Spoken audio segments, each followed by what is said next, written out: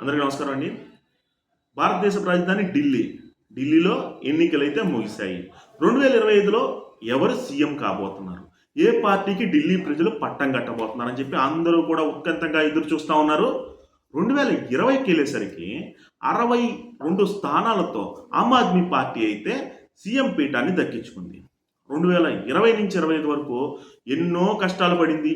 ఏది అరవింద్ కేజ్రీవాల్ జైలుకి వెళ్ళడం కానీ, కొంతమంది మినిస్టర్స్ జైలుకి వెళ్ళడం కానీ, పార్టీలోనే ఇది ఫిరాయింపులు కానీ, లేదంటే రకరకాల డిస్టర్బెన్స్తో ఆ పార్టీ మీద ఉన్న జనాల్లో ఆ పార్టీపై ఉన్న భావాన్ని నెమ్మదిగా తగ్గించుకుంటా వచ్చేసింది.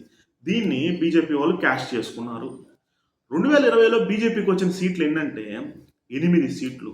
6 జిల్లాల్లో కనీసం ఖాతా కూడా తెరవలేదు.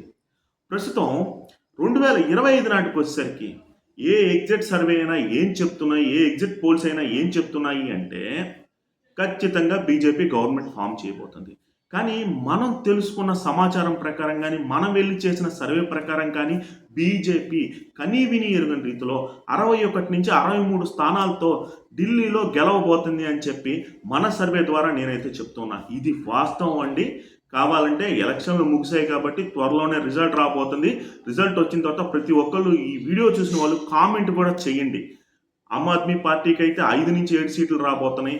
ఇతరులకైతే 1 నుంచి 2 సీట్లు అయితే రాబోతున్నాయి. ఖచ్చితంగా అండి.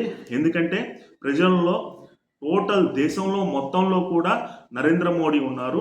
మనం ఒక్క దాంట్లోనే వేరే వాళ్ళని తీసుకొచ్చుకుంటే గత 5, 10, 12 సంవత్సరాల నుంచి మనం ఎంత ఇబ్బంది పడుతున్నామో ప్రతి ఒక్కరం కూడా చూసాము.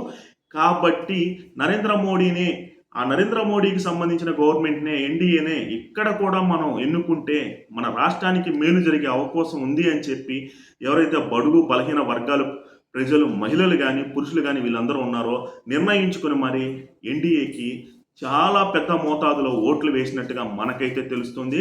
మన సంతోష్ ఫ్యాక్ట్ ఛానల్ తరఫున ఎన్డీఏ గవర్నమెంట్ అనేది ఢిల్లీలో ప్రభుత్వాన్ని ఏర్పాటు చేయబోతుందని చెప్పి నేనైతే చెప్తూ ఉన్నా.